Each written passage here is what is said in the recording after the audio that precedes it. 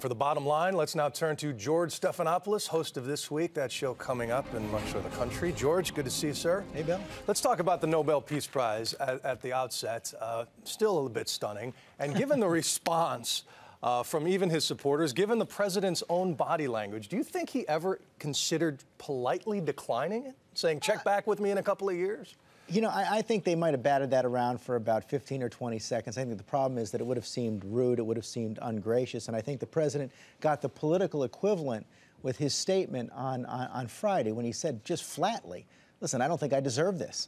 I don't deserve to be in the company of other Nobel Peace Prize winners. And I think that diffused a lot of the criticism. And I think he can go farther when he goes to accept the award in December and reinforce those points. So I don't think this was, you know, you never turn down that kind of an honor, I believe. The only other person who's done it was Le Duc Tho, a North Vietnamese leader. And I don't think the president wanted to be in his company. Yeah, I was thinking back to Ving Rhames winning the Golden Globe and trying to give it to Jack Lemmon.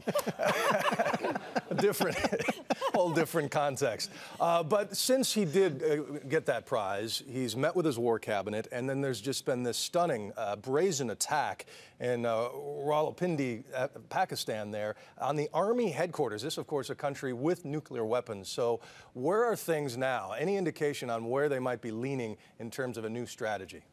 Well, I think you underscored an important point there. That was the third major attack in Pakistan this week, and it comes probably in advance of a Pakistani government offensive against the Taliban, and a lot of administration officials arguing for much more focus, even more focus on Pakistan. Here's where I think it stands right now. Several administration officials tell me that you should expect that this process is going to generate more strategic options than the current military options in front of the president right now presented by General McChrystal with his preferred recommendation of 40,000 troops. They want to come up with other alternatives for the president. Secretary Gates is likely to play a key role in all this, and they have to figure out a lot of questions. What kind of focus should we be putting on Pakistan? Should there be a reallocation of resources? What kind of a civilian surge do you need to follow on to any additional military troops? And are there ways to fix this Afghan government, which is, of course, riddled by fraud after these elections? So expect more and different options